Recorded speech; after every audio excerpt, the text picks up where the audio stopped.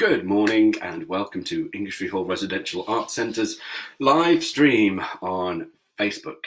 As you may know, we've been live streaming chapters from classic children's literature, and we're currently on chapter 4 of The Wonderful Wizard of Oz by L. Frank Baum. So if you were joining us for the first time, you may want to look back at our previous videos to get up to speed. I'm going to give you a little synopsis of where we're at the moment, so you are more than welcome to jump in now as well.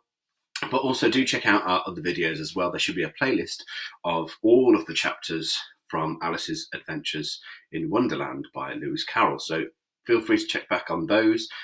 Obviously, it's really lovely when people join us live for our story time together. But you can use these videos however you wish. Pop them on, maybe last thing at night when you're just heading off to bed as a little bedtime story. Morning, Joe, who's tuning in again. Lovely to see you back.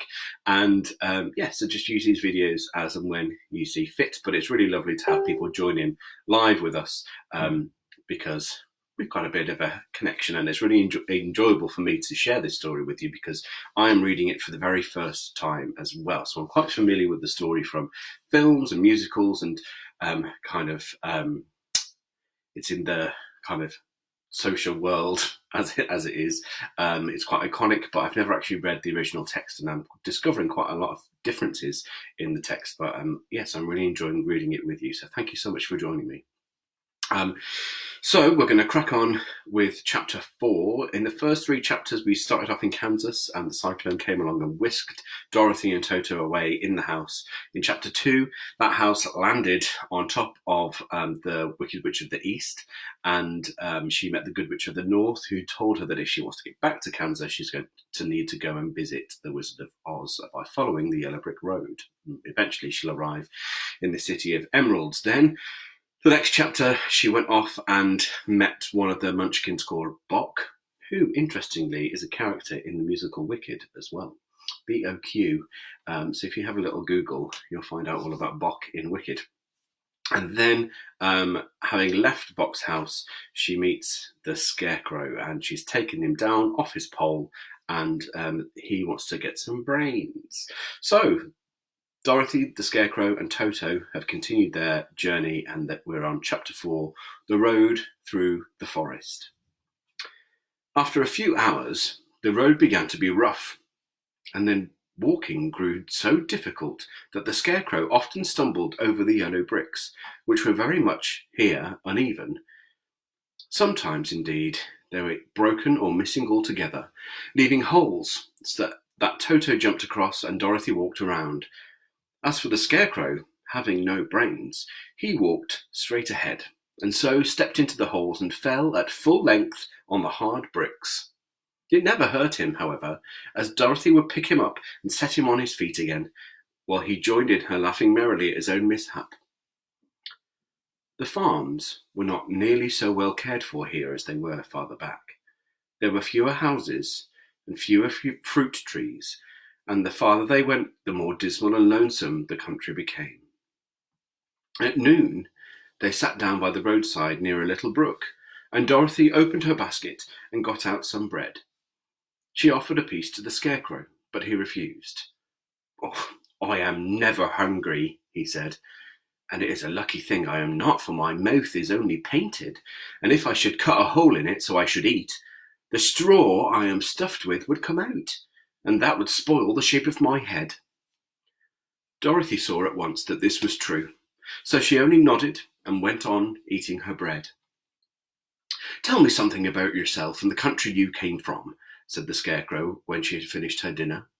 So she told him all about Kansas, and how grey everything was there, and how the cyclone had carried her to this queer land of Oz.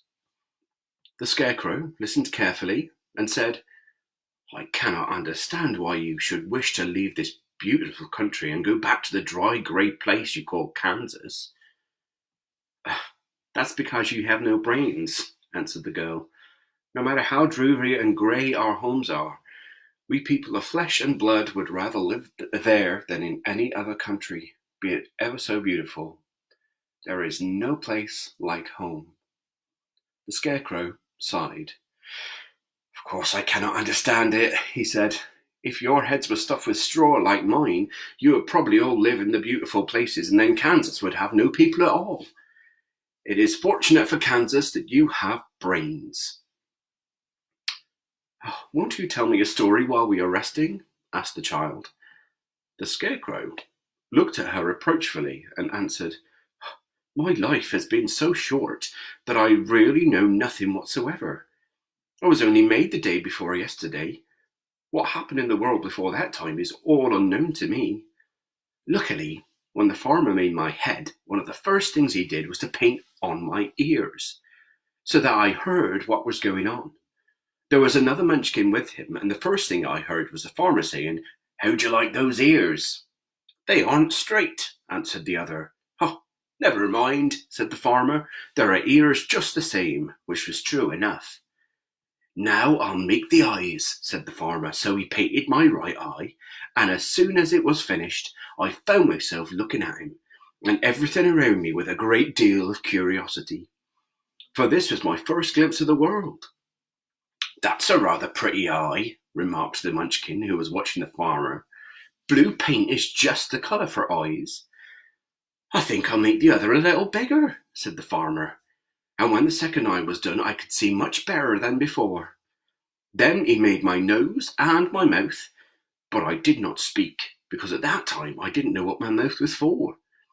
I had the fun of watching them make my body and my arms and legs, and when they fastened on my head, at last I felt very proud, for I thought I was just as good a man as anyone. 'This fellow will scare the crows fast enough,' said the farmer. 'He looks just like a man.' 'Why, he is a man,' said the other, and I quite agreed with him. 'The farmer carried me under his arm to the cornfield and set me up on a tall stick where you found me. He and his friend soon after walked away and left me alone. I did not like to be deserted this way, so I tried to walk after them, but my feet would not touch the ground, and I was forced to stay on that pole. Oh, it was a lonely life to lead, for I had nothing to think of, having been made such a little while before. Many crows and other birds flew into the cornfield, but as soon as they saw me, they flew away again, thinking I was a Munchkin, and this pleased me and made me feel I was quite an important person. By and by, an old crow flew near me, and after looking at me carefully, he perched upon my shoulder and said, "I wonder if that farmer thought to fool me in this clumsy manner. Any crow of sense could see that you're only stuffed with straw." Then he hopped down at my feet and ate all the corn he wanted. The other birds, seeing he was not harmed by me, came to eat the corn too. So in a short time there was a great flock of them about me. I felt sad at this, for it showed I was not such a good scarecrow after all. But the old crow comforted me, saying, "If you only had brains in your head, you would be as good a man as any of them, and a better man than some of them. Brains are the only things worth having in this world, no matter whether one is a crow or a man." After the crows had gone, I thought this over and decided I would try hard to get some brains. And by good luck, you came along and pulled me off the stake. And from what you say, I am sure the Great Oz will give me brains as soon as we get to the Emerald City. "Oh, I hope so," said Dorothy earnestly, "since you seem anxious to have them." "Oh, yes, I am anxious," returned the Scarecrow. "It is such an uncomfortable feeling to know one is a fool." "Well," said the girl, "let us go." And she handed the basket to the Scarecrow. There were no fences at all by the roadside now, and the land was rough and untilled. Toward evening they came to a great forest, where the trees grew so big and close together that their branches met over the road of yellow brick. It was almost dark under the trees, for the branches shut out the daylight, but the travellers did not stop and went on into the forest. "If this road goes in, it must come out," said the Scarecrow, "and as the Emerald City is at the other end of the road, we must go wherever it leads us." "Anyone would know that," said Dorothy. "Certainly, and that's why I know it," returned the Scarecrow. "If it required brains to figure it out, I never should have said it." After an hour or so, the light faded away, and they found themselves stumbling along in the darkness. Dorothy could not see at all, but Toto could, for some dogs see very well in the dark, and the Scarecrow declared that he could see as well by day. So she took hold of his arm and managed to get along fairly well. "If you see any house or any place where we can pass the night," she said, "you must tell me, for it is very uncomfortable walking in the dark." Soon after, the Scarecrow stopped. "I see a little cottage at the right of us," he said, "built of logs and branches. Shall we go there?" "Oh, yes, indeed," answered the child. "I'm all tired out." So the Scarecrow led her through the trees until they reached the cottage, and Dorothy entered and found a bed of dried leaves in one corner. She lay down at once, and with Toto beside her, soon fell into a sound sleep. The Scarecrow, who was never tired, stood up in another corner and waited patiently until morning came. And that concludes chapter 4. So it's only a little brief one. So the next chapter is chapter 5, The Rescue of the Tin Woodman. So be sure to join us tomorrow for that chapter. Also, you can check out all of the other resources we have available for you online. There are music tutorials, instructional videos, free apps that you can download.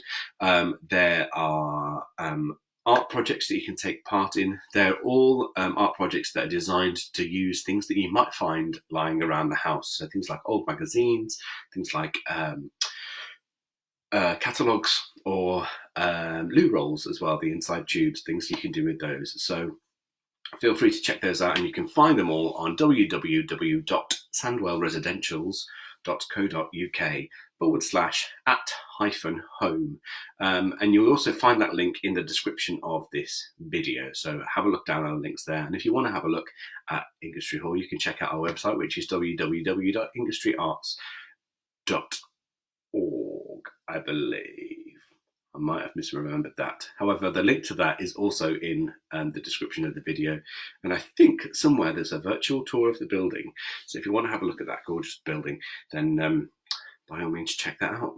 And certainly while away a bit of time on the internet. So it's been a pleasure as ever. I will see you tomorrow at 11 o'clock for the next chapter. Thank you very much for joining me. Stay safe and stay creative. Bye.